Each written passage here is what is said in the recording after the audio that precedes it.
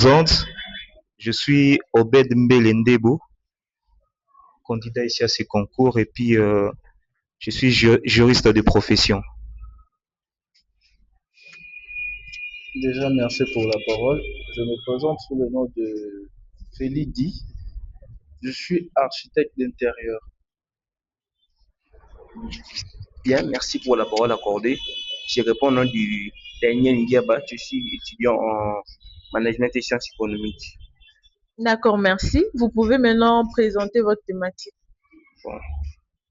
En parlant du marché pirate, nous pouvons dire que le marché pirate est une activité commerciale exercée en dehors des cadres légaux et réglementaires établis par les autorités.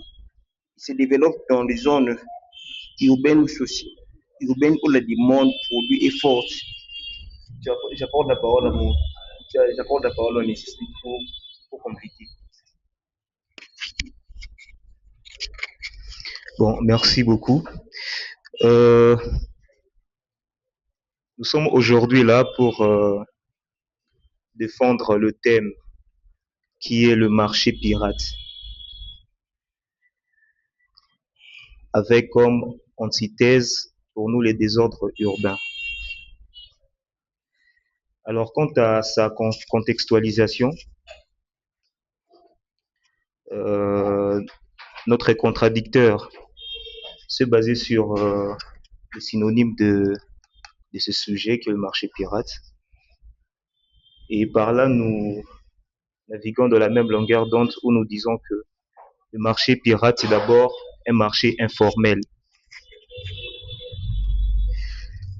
Mais nous allons être dans ces cas beaucoup plus réalistes et nous limiter plus au niveau national, que dire aussi municipal ou au niveau de notre ville. Parce que le marché pirate, c'est une réalité que nous vivons chaque jour. J'aimerais ajouter un autre synonyme de marché pirate.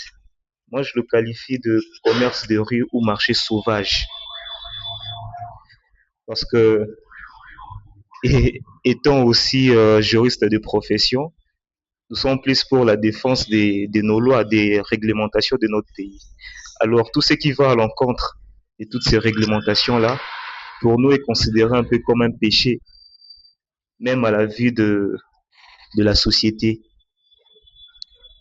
Alors, le marché pirate est défini comme cet espace commercial qui se vit de façon spontanée et surtout illégale, qui est établi sur des voies publiques, nous voyons plus de trottoirs, de sites inappropriés, et qui sont établis sans, si nous pouvons le dire, sans autorisation de l'autorité de la puissance publique.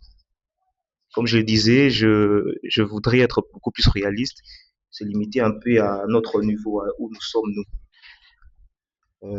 Parce que dans son contexte beaucoup plus, je dirais, mondialiste, on voit, quand on suit l'historique, on saura un peu plus, c'était tout ce qui embrouillait, tout ce qui dérangeait les commerces. Et au départ, lorsque les commerces